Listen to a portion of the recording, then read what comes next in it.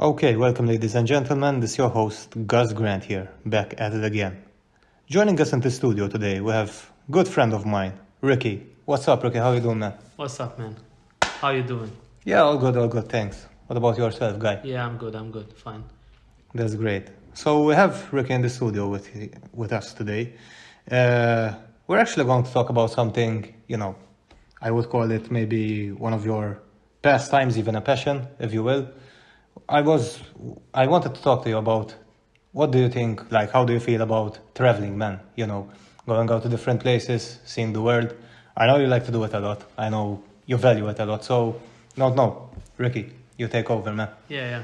Traveling, the world is a very fast place. There are so many different cultures, religions.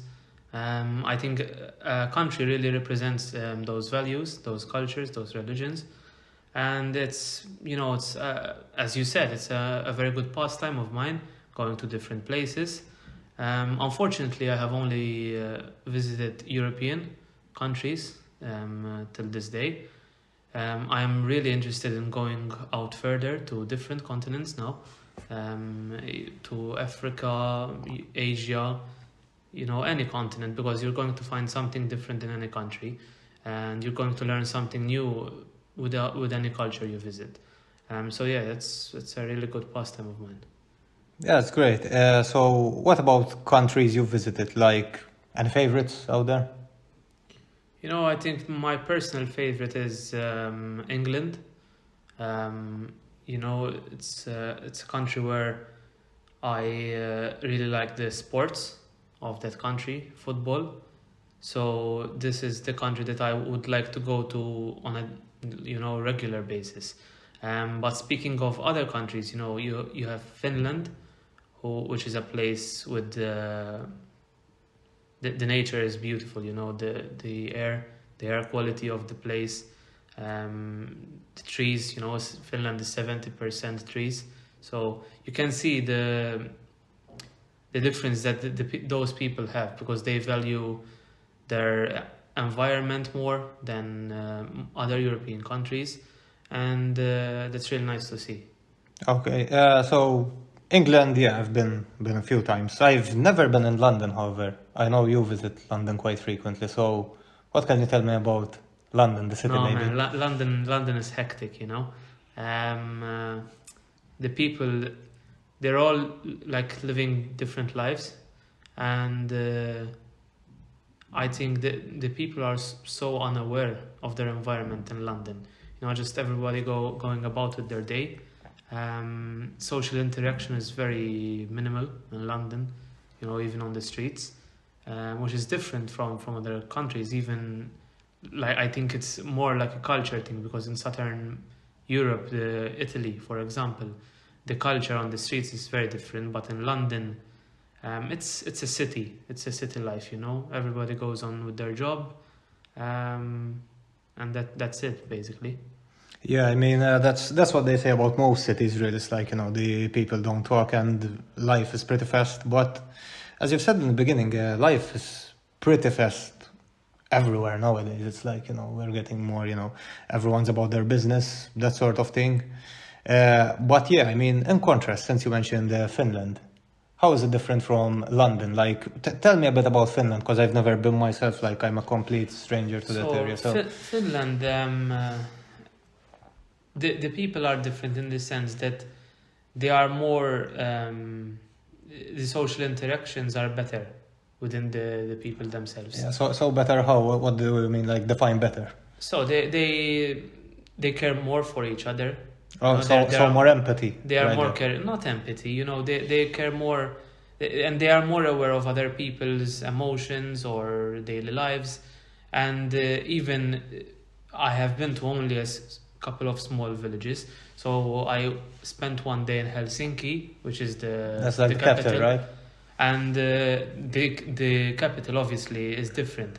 Where I've been in like rural valleys. Okay. And the people are different there. So obviously it's farther away from the city life. So you would imagine that you're going to find these communities, like that are more connected with each other. But I think it's really a sad reality that cities have lost that, you know, that care for each other. That human aspect, you human mean. aspect Yeah. of a community. It's lost in the city. It's completely lost. Yeah, it's all rush nowadays. It's all about the money, you know. Yeah. We don't take the time to think about much else. Do it's like we're on about our business and Yeah, and that's it. it's possible for them is because they are people that have more time to do the things that they really love, you know, to think about themselves, and by doing so, you can be also more open to other people's emotions, because if you're one with yourself, I believe that the community is better, because if everyone is accepting of each other, you look out for your others, you know, even though you have different perspectives, which the communities have, they still, you know, look out for each other because they have a better lifestyle, you know. Yeah. Now, you mentioned they have more time to like think about themselves. Is that like they have a less busy working schedule, or do they just make more time? What do you mean by that exactly? I don't think they see work the same as like a city worker would see his Yeah. job. Most people in these highly developed areas are now seeing the job as, you know, their only outlet in Yeah, their life, yeah. which is, you know, very bad. Giving an example of, you know, something which is very common in work, which is overtime. There are many people that love overtime because they get the opportunity to make more money for their family. But in Finland specifically, you know, I talked to multiple Finnish people. Overtime is seen as, you know, like a very bad thing. You know, it's despised. If you are at a workplace that gives overtime, it's very difficult for those type of businesses to find employees.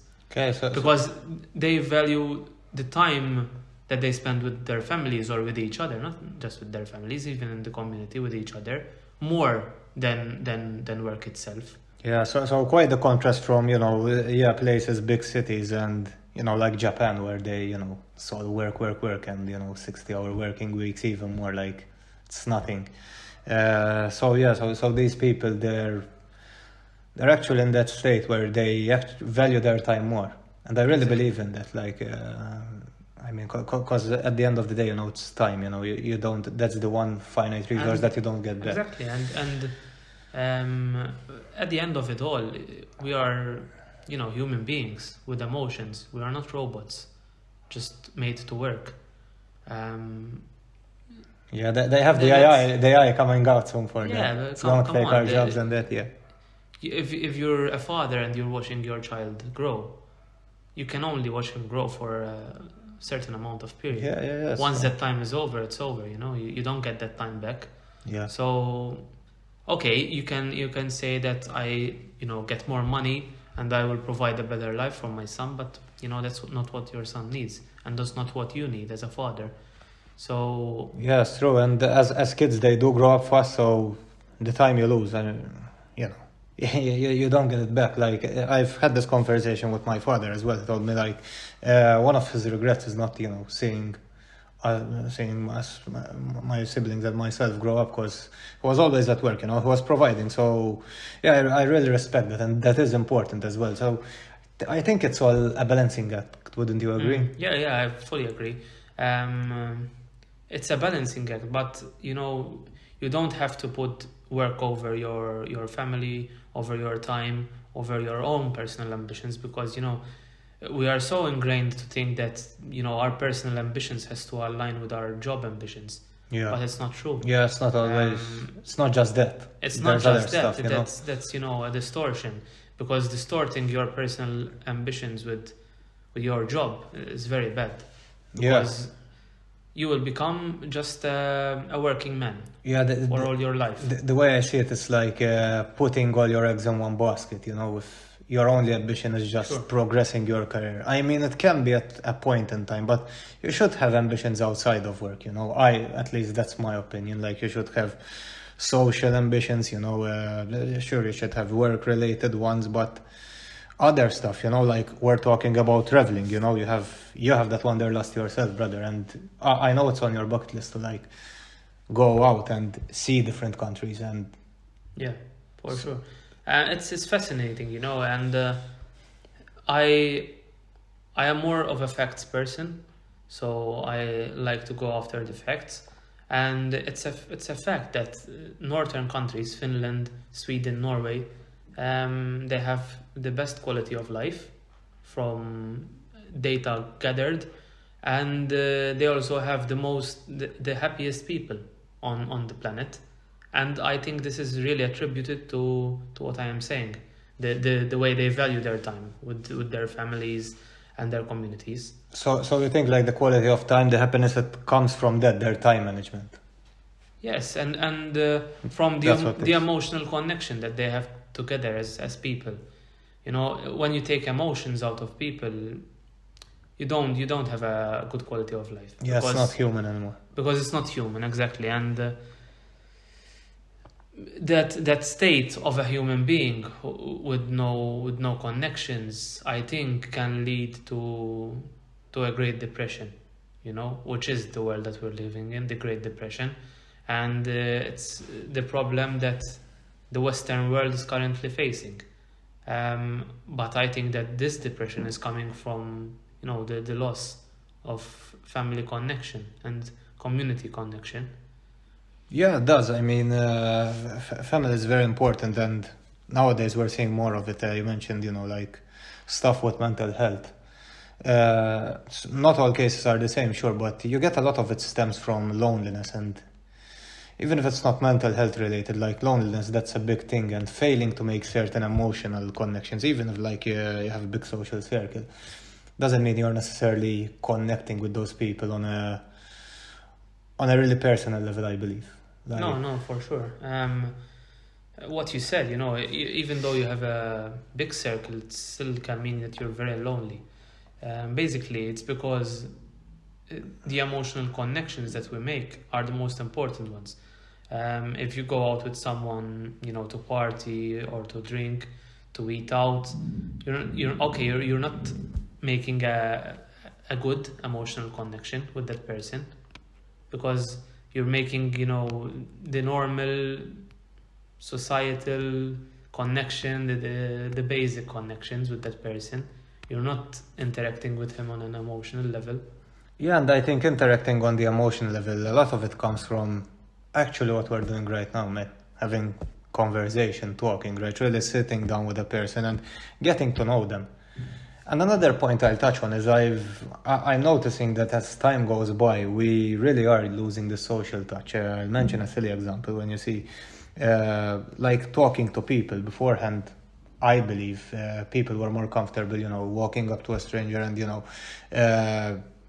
just talking to them, you know, introducing yourself. And nowadays you've got everyone, myself included, sure, you know, you're chatting away on your phone and that. And when you come up to speak to a person, it's not the same, you know. And some people, they've actually gotten used to their phone so much that they can't even walk up to stranger, a foreigner, and, you know, engage in basic conversation, which is, I believe, communication. It's one of our basic needs, and you have to communicate, you know.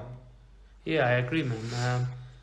That aspect you're talking about is technology, and it's only gonna get worse. Yeah, really. for sure.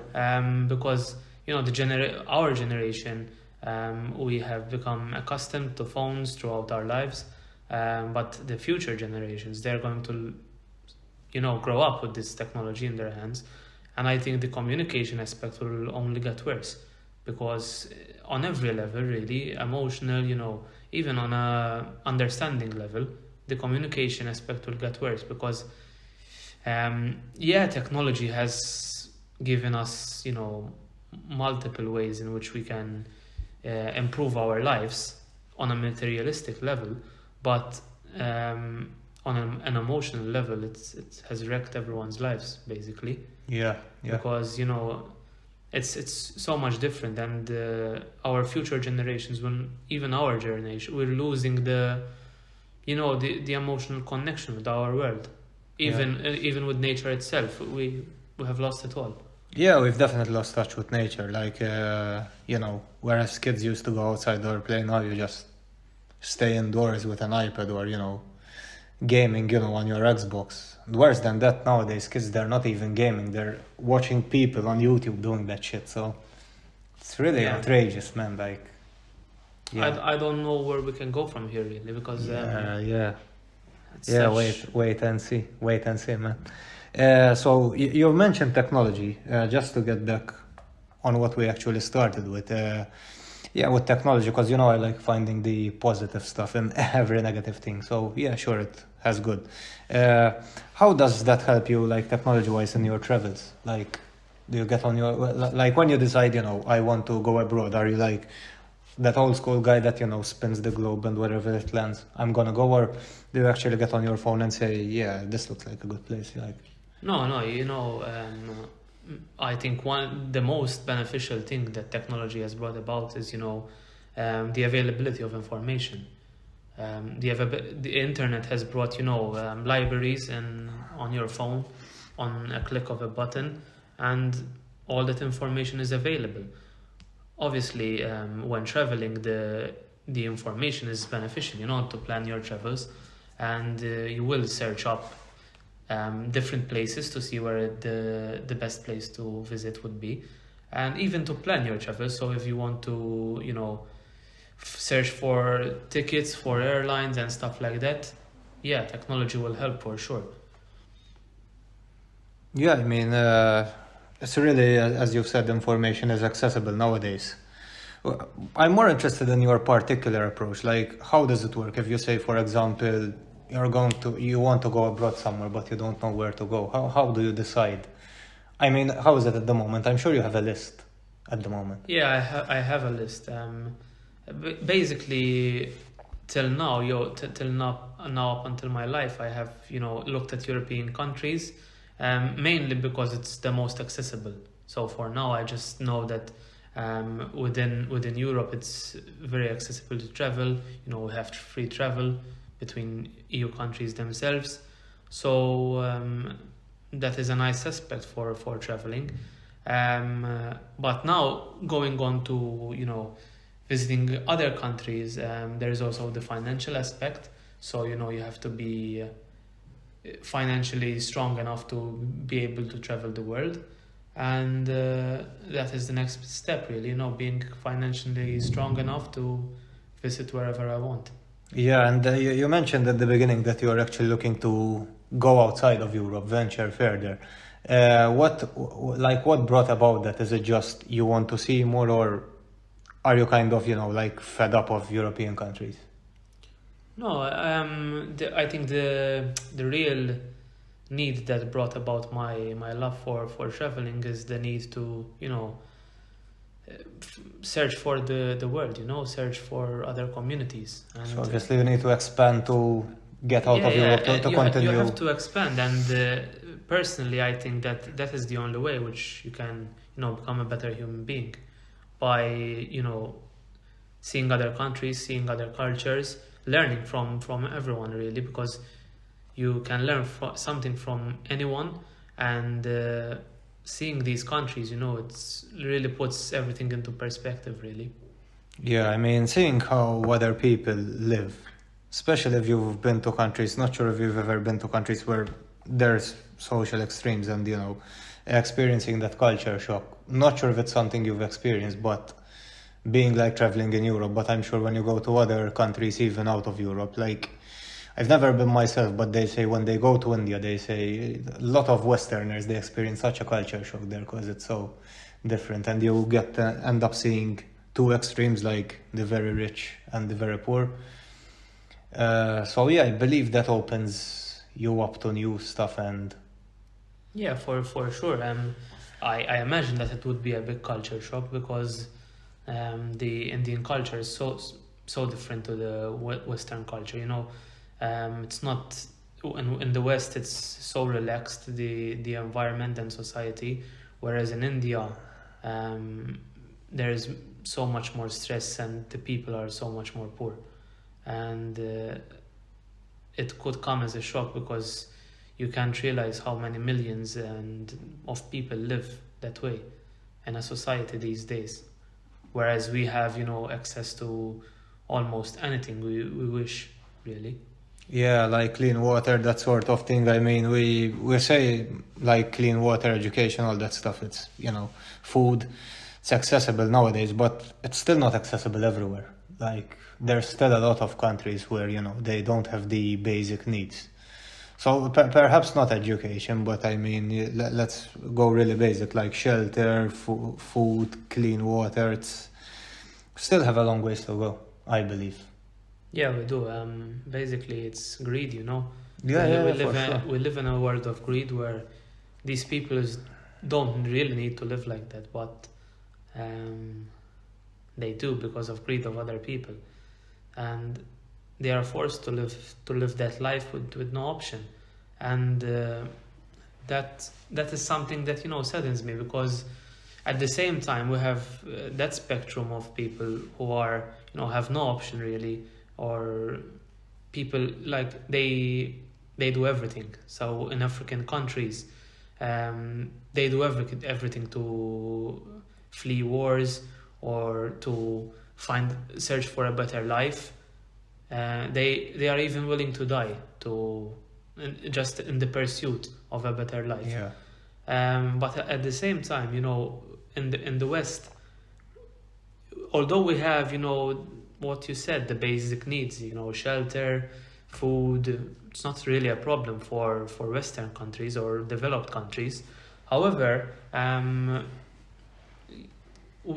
we experience the same thing where most of the people do not search for a better life, and it is possible, and this is what saddens me, because we have all the tools available to us, but people do not search for a better life. Yeah, we just don't utilize them, and I do believe that, like, our lifestyle, it has certainly made us more complacent to a certain degree and taking things for granted. Like, I spoke with people in the past who've been on missions, missionaries. They used to go to these African countries, seeing, these hungry kids, and they say they don't have anything, but they always have a smile on with their face. Whereas you see us nowadays, everyone's, like hunched over on their phones and all mean mugged type shit, and how does that work out, if they're fucking starving, they're dying, and they smile, and we have everything, yet, we're always grumpy and complaining. That there's obviously something wrong there. Yeah, it's it's the materialistic aspect. We are, I think, born to believe that something that has to fulfill us or fulfill our desires has to be materialistic, when it's really not. It's ingrained, in our societies, in Western societies, this idea of consumerism and materialism.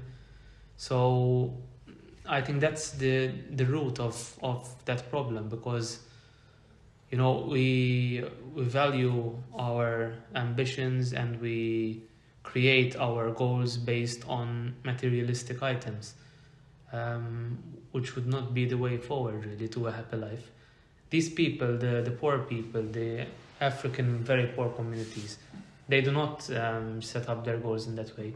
They set up their life ambition, searching for a better life, and that's why they are happy, because they do stuff to better themselves, and they are happy when they even small, making small steps for a better life, even finding water, finding clean water, putting food on the table. That's an achievement. That's an achievement for them, because they're bettering their lives.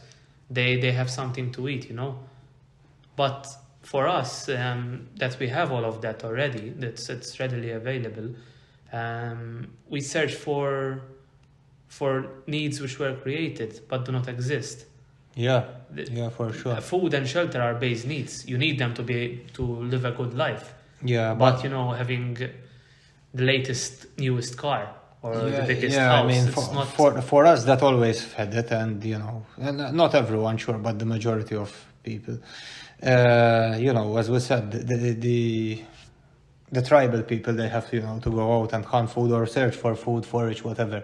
Whereas us, you know, just get on your phone, get on an Uber Eats, and, you know, it's there within the next 20 minutes. So, yeah, I mean, that's what leads you to There's no sense of take achievement, things you for know? granted. Yeah. But even beforehand, like, you used to have to go out to get your food. Now you can just, you know, sit indoors and it's there, you know.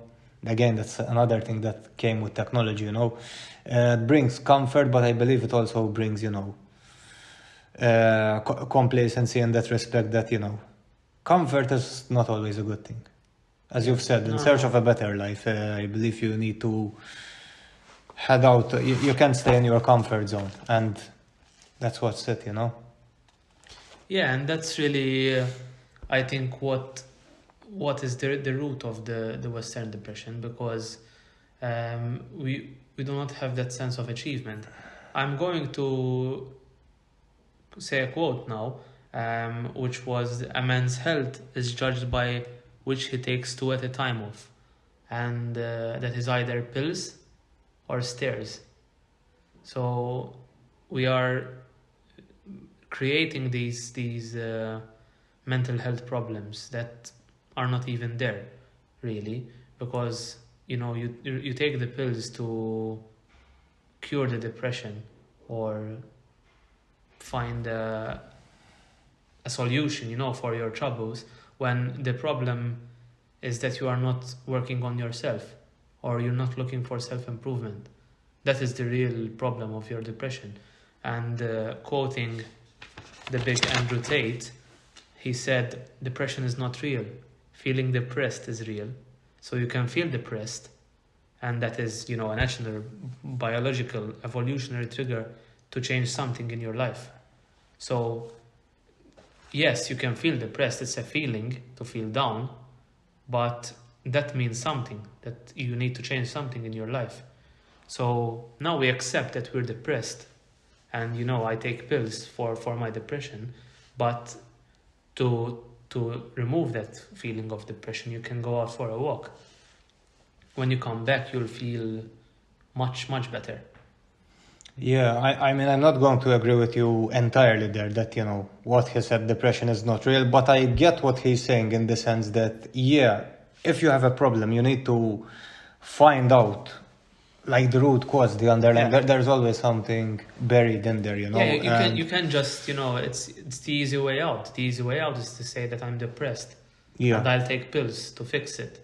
That is, you know, there's not a more easy way out, but the hard way is to find out the root of it, yeah. and we don't try to find that root. Yeah, I don't believe it's always easy for people that are in it to, you know, like, when you are in the hole, you're not above it, so you can't see how deep it is. So you're looking up and you don't know, like, how am I going to get out? So yeah, I do believe, like, some of it comes from the person themselves, but even the people around them. I think we should really be there for each other, even the way we're treating it. Like, as you're saying, depression, like, we can't just be always, you know, here, take these pills, you will feel better. That doesn't work in every case. It does help in some cases, but it doesn't help everyone. I mean, you end up getting addictions, people addicting to these antidepressants and other pills. So Which are very harmful. yeah, it's, No, in it's the of, long of run, course, they are very harmful. of course it is. Of course, even whenever you're addicted, any kind of addiction is bad. You know, could be anything. You know, from the most trivial thing to the most harmful drug. So, yeah, I think again, it's up to each and every one of us as members of society to, you know, lend a helping hand to each other. And Yeah, and that's, again, touching on that point, as you said, the emotional aspect. Like, I'm sure situation must be better in, you know, these northern countries, if you're saying that, you know, they're more in touch with each other. That's the problem, really, because to really cure depression, you have to find the root of the problem, as we said. But some people are so caught up in a, you know, large rabbit hole that they do need other people to help them out of that rabbit hole. Yeah, And and the problem now is that we are so unaware of our surroundings, literally. In an environment sense, in a society sense, we are so thinking about ourselves and our lives that we can't help these people really. You can't help them by offering pills. That's, as I said, an easy way out. It's not the solution. But that is the way we are treating these problems, which are increasing, ever more increasing. Yeah, and I mean, that's it really. Like, as I said, it might be helpful in some situations, in other it won't. But that's part of the problem, I believe. We're so caught up in other stuff that we don't pay attention to stuff as it's happening. For some people, there's like it might be hereditary in terms of mental conditions. In other people's cases, it's something that develops over time and something which could have been avoided if the people around them, and it's not always the case. You can't always preempt everything and prevent everything.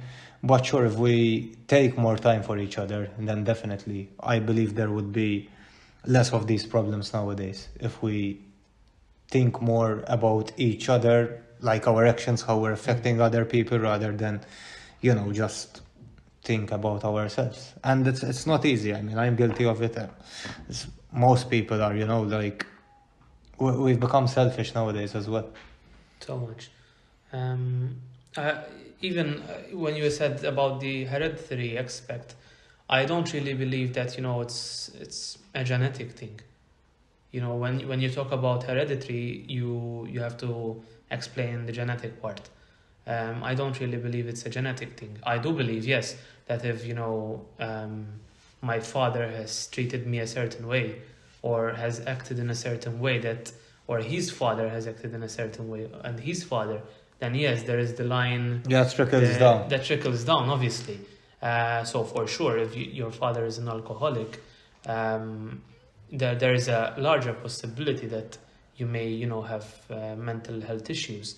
Not becoming an alcoholic like your father, but that trauma that you experience might, yes, have an effect on your mental state.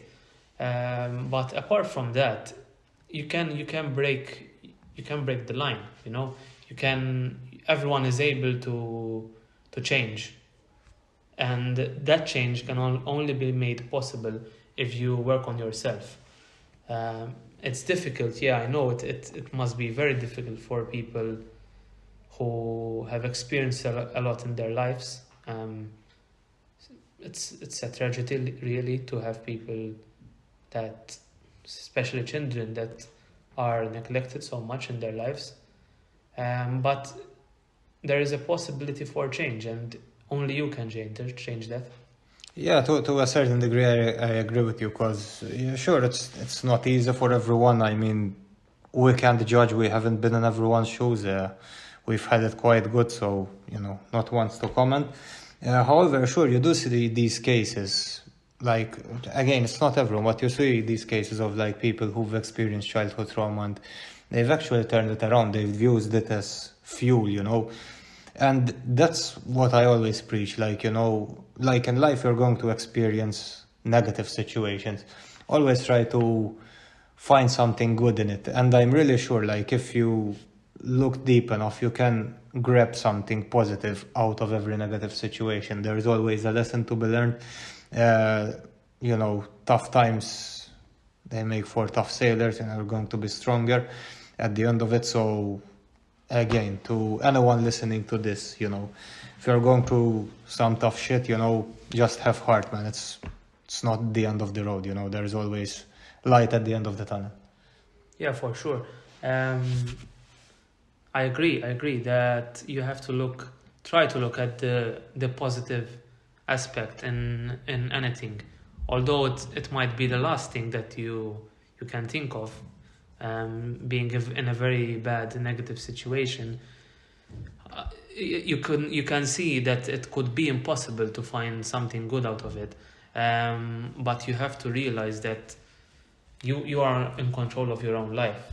So at the end of it all, you can change anything you want. It may be difficult for someone, it may be easier.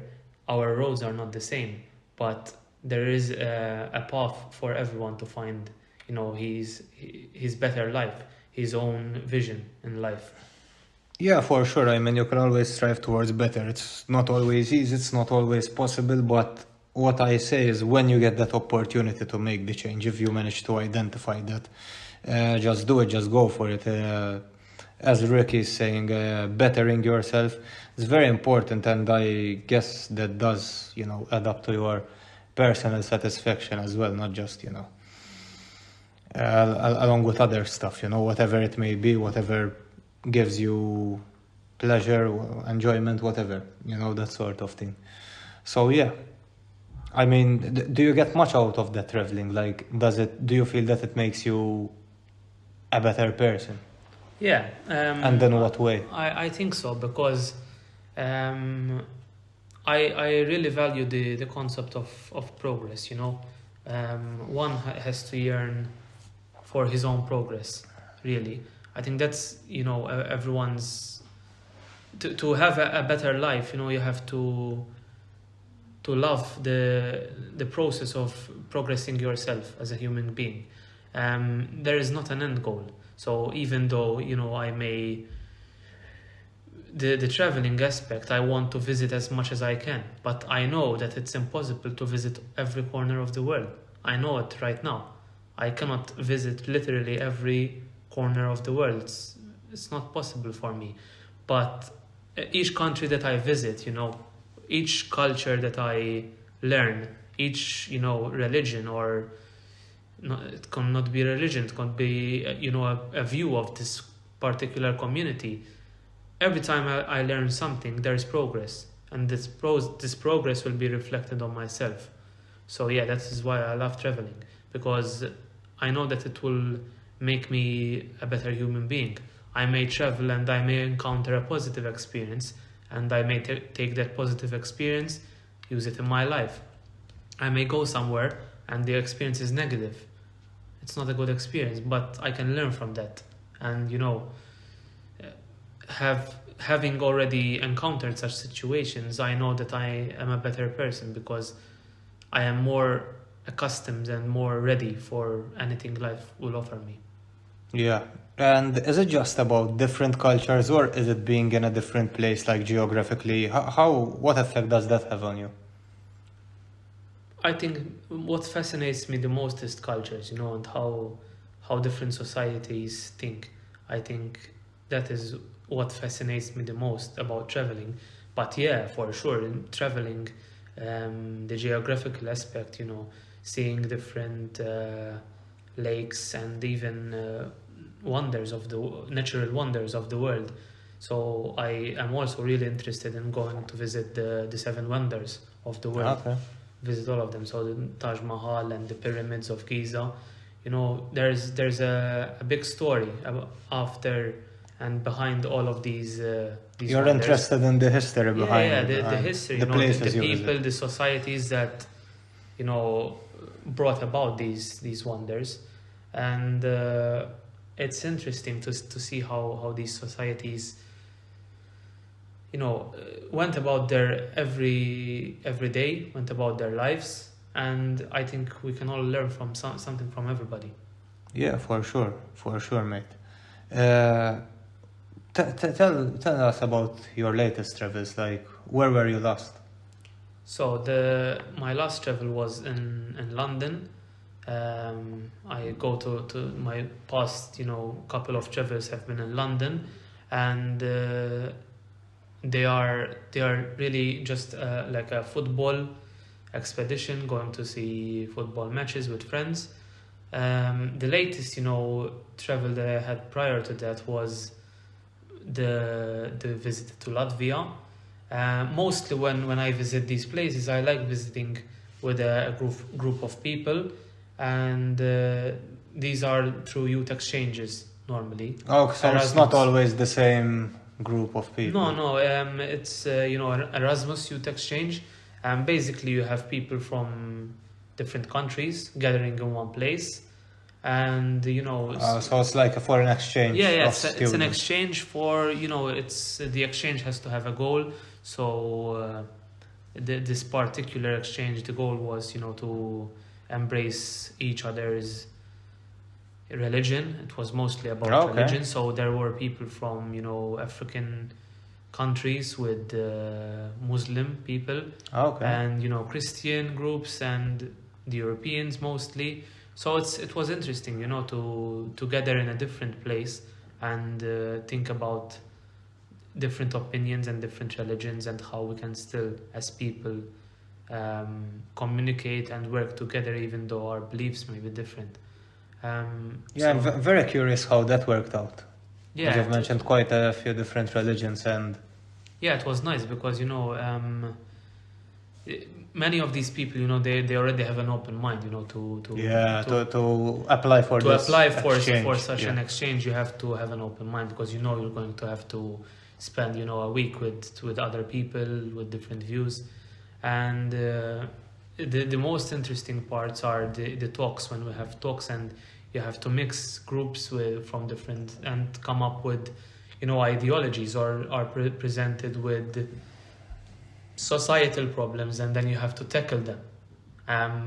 It's amazing how when you have different people with different ideologies, but when they work together for one problem, you can see how effective it is, because the ideas are so much better. Yeah, and apart from that, you mentioned people like from different countries, and that I bet even getting different perspectives.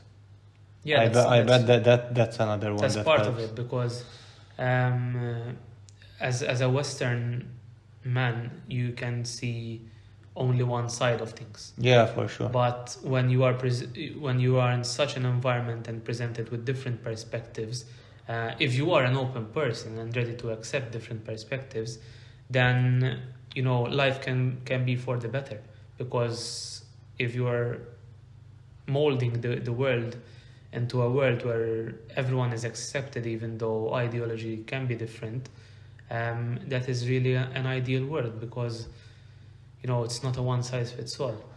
Yeah, it's not. I mean, people, we're all different, That's what makes life interesting, having these, no one's the same. Yeah. Yeah, that's the beauty of it all, because you can't have one civilization with one everyone's the same.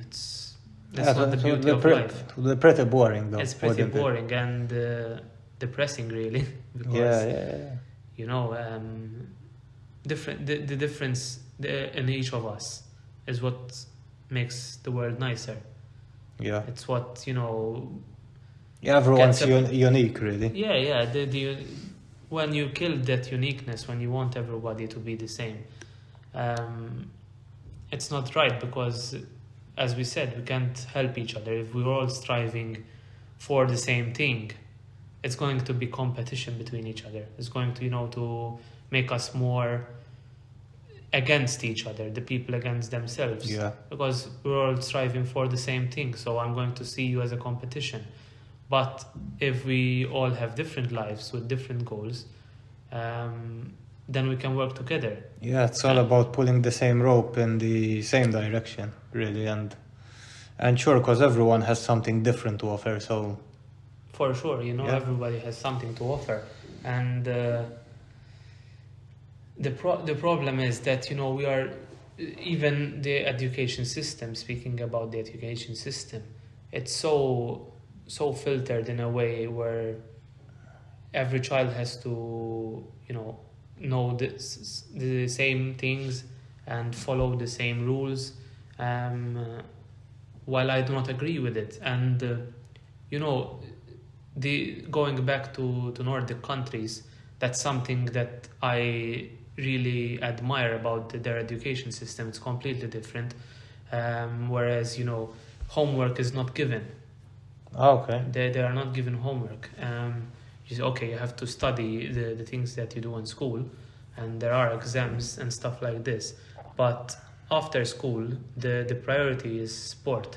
The priority is, doing something else with your life. It couldn't be sports. It could be, It's filling up your time. but doing something else, not school-related items. Doing something for yourself.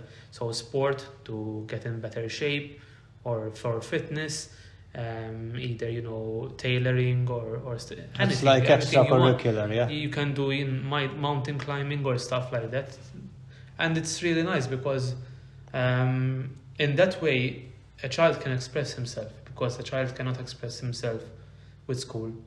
Yeah, agreed. It's so restricted, if you are required to do this, you have to present that work. You can't do a different work. Yeah, I mean, you can't Because really express yourself where you there's can't. one right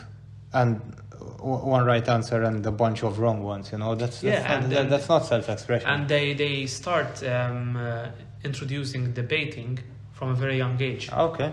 Whereas in most other, education systems, this is not really. Yeah, so encourage. So they actually teach you how to talk in Nordic countries. And how to communicate And converse. with one another. Yeah. So from a young age, you know that if we're debating, you obviously have a different opinion than me, Yeah. but we have to find a solution together. We have to debate. Yeah, for sure. And use both our opinions to find the best outcome. And that is how communities are raised. Yeah, that's it. And it's not like debating like what you see on TV with the political debates where like you have someone's the winner and someone's the loser. It's about, coming together. Everyone presents, their own opinions, problems, and different solutions to a problem. So then, you can unify and, come up with a great thing. So... Yeah. Oh, they actually handle it differently in Much differently. these Nordic countries. Okay, so that's quite good because I'm not always a fan of, the education system, like how it's structured that, read this textbook and, you'll do well in your exam and then you'll get a good job. It's not always the case though. Yeah, it is important in some cases. I acknowledge that, in medical fields and stuff, things like sure. that, that work has to be done. But then again, that is not all. It's not It's end all. It's not necessary everywhere, is it? Like I'd rather, like in schools, rather than teaching, like stuff like maths out of the textbook, like having real life problem solving exercises. I bet that will, definitely help. That will help in every aspect. Push us towards the right direction. Because problem solving, it doesn't matter if you're an engineer or I don't know, you work at McDonald's, you're still going throughout your life. There's going to be problems and you have to take certain approaches to solve these problems. So doesn't really matter. I think we should focus on more of these core values and skills at school where you we teach skills that are actually going to help people rather than, teach you 12 different subjects and then, maybe you use one of them and you only use 20% of what you've learned in that subject rather than... Yeah, that's true. The subjects that we are taught, they are, the same for everybody. Sometimes even the education system has become so old school that we are sometimes learning the same things that, our parents learned from the same textbooks, which, the era of our parents was very much different. It was not a digital era. And I think we have to start focusing more on other aspects of learning for teaching our children, such as critical thinking. Why are we not taught at school the importance of being a critical thinker and thinking for yourself, of course, but thinking about others, thinking about how your actions can have repercussions on the people around you. And when you start learning about these things, it finally makes you a better person, it makes for a better society, and it will motivate us to be better in our lives. Yeah, for sure. I completely agree there, Rick. That's the reason why, you have people like Elon Musk, they're homeschooling their children because, it's at a stage where it's outdated now. Sure, you said where the same textbooks your parents used.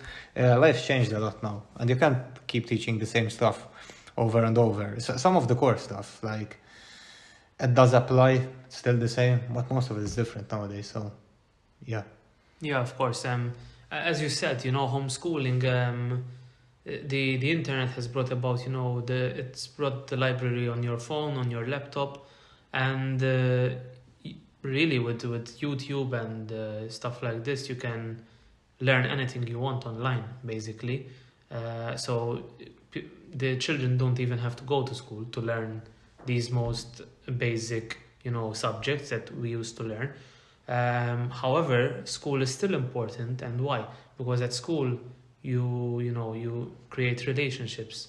Yeah, friends, those social the connections. social connections. If you are homeschooled, you're losing a lot of that social interaction with other children, and starting building relationships in your life from a very young age, and starting to learn about how these relationships work out, be it friends, girlfriends, and all of this. It has to be experimented out from a young age,